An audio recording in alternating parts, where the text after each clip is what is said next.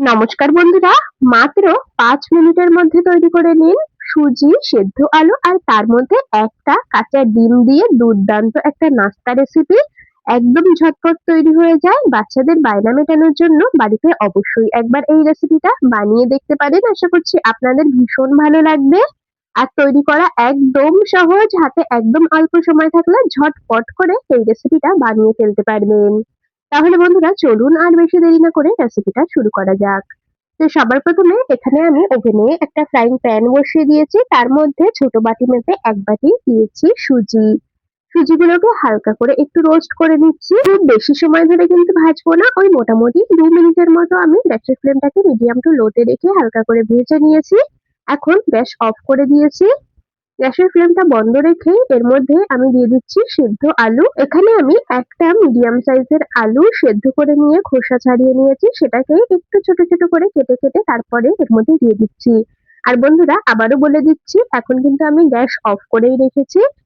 প্রথমে গ্যাসের ফ্লেমটা মিডিয়ামে দিয়ে সুজিটা রোস্ট করে নিয়ে তারপর গ্যাস অফ করে দিয়েছি। আর এর মধ্যে দিয়ে দিলাম একটা কাঁচা ডিম। ১ বাটি সুজির জন্য একটা মিডিয়াম সাইজের সেদ্ধ আলু, একটা ডিম দিয়েছি। যদি আপনারা এখানে সুজির পরিমাণ বাড়িয়ে নেন তাহলে কিন্তু সমস্ত উপকরণের পরিমাণ বাড়িয়ে নেবেন। তো এখন খুব ভালো করে সুজি, আলু, ডিম সমস্ত কিছু বেশ ভালো করে মেখে নিতে হবে। তো আমি হাত দিয়ে এইভাবে একটু চটকে চটকে মেখে নিচ্ছি। আর এই সময়টা গ্যাস অফ করেই রেখেছি। আপনারা চাইলে বড় কোনো পাত্রের মধ্যেও এই কাজটা করে নিতে পারেন। তবে আমি একদম ফ্রাইং প্যানের মধ্যেই কিন্তু সুন্দর করে মেখে নিলাম।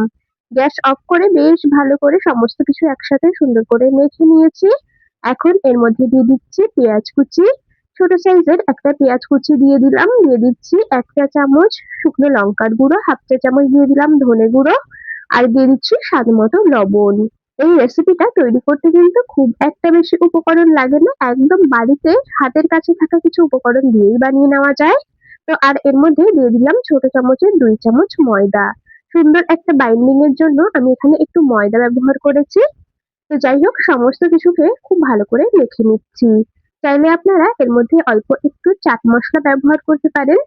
তো যাই হোক এদিকে আমি খুব ভালো করে দেখুন ডোটা তৈরি করে নিয়েছি। আর এখন হাতের মধ্যে অল্প একটু সাদা তেল খুব ভালো করে মাখিয়ে নিচ্ছি। এতে করে আমাদের নাস্তার শেপ গুলো দিতে সুবিধে হবে সেজন্য। তো এরপর এই ডো থেকে অল্প অল্প করে নিয়ে দেখুন এইরকম একটু লম্বাটে শেপে তৈরি করে নিচ্ছি। বন্ধুরা আমি কাজটা করতে থাকি আর আপনারা কিন্তু অবশ্যই আমাকে এই সময় এটা কমেন্টসে জানিয়ে যাবেন আপনারা কে কোন জায়গা থেকে আমার আজকের এই রেসিপিটা দেখছেন, তবেই না আপনাদের কমেন্টসে ধন্যবাদ জানাতে পারবো। এদিকে দেখুন একই রকম ভাবে সমস্ত নাস্তাগুলো শেপ দিয়ে নিই, তারপর আবারও আপনাদেরকে দেখাবো। তো এদিকে হাতের মধ্যে আমি অল্প একটু তেল দিয়ে তারপরে কিন্তু নাস্তার শেপ গুলো দিয়ে নিচ্ছি। আর তবুও মনে হচ্ছে হাতের মধ্যে একটু লেগে লেগে যাচ্ছে, তো সেই জন্য অল্প একটু ময়দা দেখুন এইরকম ভাবে হাতের মাঝখানে একটু দিয়ে নিয়ে তারপরে শেপ দিলে একদম হাতে লেগে যাবে না। তো যাই হোক আপনাদের যেটাতে সুবিধা সেইভাবেই কিন্তু আপনারা শেপ দিয়ে নেবেন। তবে আমি বলবো এরকম একটু ময়দা দিয়ে করলেই মনে হয় বেশি ভালো হবে। একটুও হাতে লেগে যাবে না আর একদম কিন্তু সুন্দর ছাড়া ছাড়া তৈরি হবে। তো যাই হোক এইভাবে আমি শেপ গুলো দিয়ে নিই নাস্তার, তারপর আপনাদেরকে আবারও দেখাচ্ছি। বন্ধুরা আপনারা কারা কারা এইভাবে নাস্তা তৈরি করে বাড়িতে খেয়েছেন অবশ্যই আমাকে কমেন্টস করে জানিয়ে যাবেন। সন্ধ্যাবেলায় চা কফির সাথে দারুণ একটা স্ন্যাক্স রেসিপি অবশ্যই বাড়িতে একবার বানিয়ে দেখবেন। আশা করছি ভীষণ পছন্দ হবে আপনাদের। তো আপনাদের সাথে কথা বলতে বলতে এদিকে আমি সমস্ত নাস্তাগুলোর শেপ দিয়ে নিয়েছি। দেখুন একটু এরকম লম্বাটে করে দিয়েছি। এতে করে ভাজার পর অনেকটা কুরকুরের মতো দেখাবে। বাচ্চারাও খেতে ভীষণ পছন্দ করবে। তো যাই হোক নাস্তাগুলোকে ফ্রাই করে নেওয়ার জন্য এদিকে আমি ওভেনে বসিয়ে দিয়েছি একটা কড়াই। কড়াইটা খুব ভালো করে গরম করে নিয়ে তাতে পরিমাণ মতো দিয়ে দিলাম সাদা তেল। তেলটাকেও একেবারে ধোঁয়া ওঠা গরম করে নিয়েছি। আর এখন এর মধ্যে শেপ দিয়ে রাখা নাস্তাগুলোকে এক এক করে দিয়ে নেব।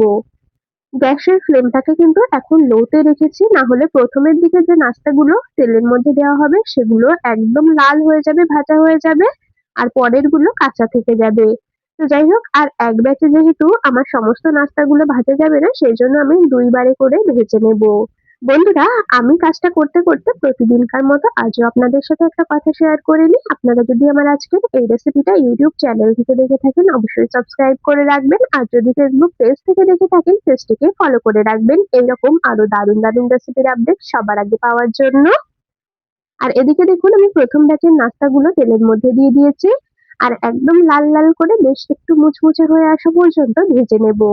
ফ্লেমটাকে মিডিয়ামেই রেখেছি, হাই ফ্লেমে দিয়ে ভাজবো না, তাহলে ওপরটা তাড়াতাড়ি লাল হয়ে যাবে, ভেতরটা কাঁচা থেকে যাবে। তো এদিকে দেখুন প্রথম ব্যাচের নাস্তাগুলোকে সুন্দর করে একদম লাল লাল মুচমুচে করে ভেজে নিয়েছি, তুলে নিলাম একটা পাত্রে। আর এই একই রকম ভাবে কিন্তু দ্বিতীয় ব্যাচের নাস্তাগুলোকেও ভেজে নেব।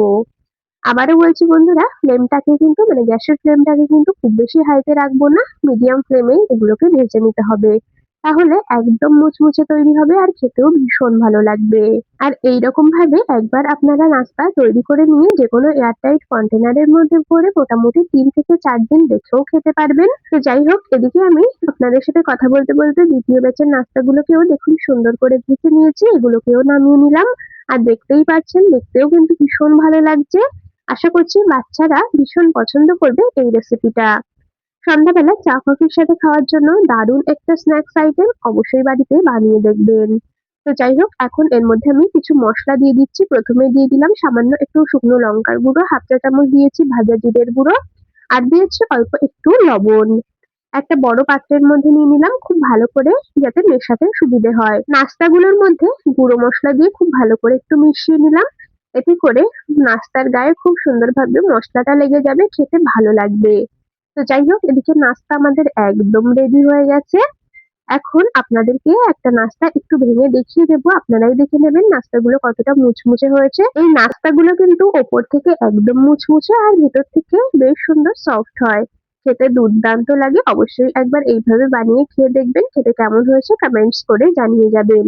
যে কোনো টমেটো কেচাপ বা যে কোনো চাটনি মেয়োনিজের সাথে পরিবেশন করবেন, ভীষণ ভালো লাগবে। তাহলে বন্ধুরা আজ এখানেই শেষ করছি, আবার দেখা হবে পরবর্তী কোনো রেসিপির সাথে। ততক্ষণ সকলে ভালো থাকবেন, সুস্থ থাকবেন।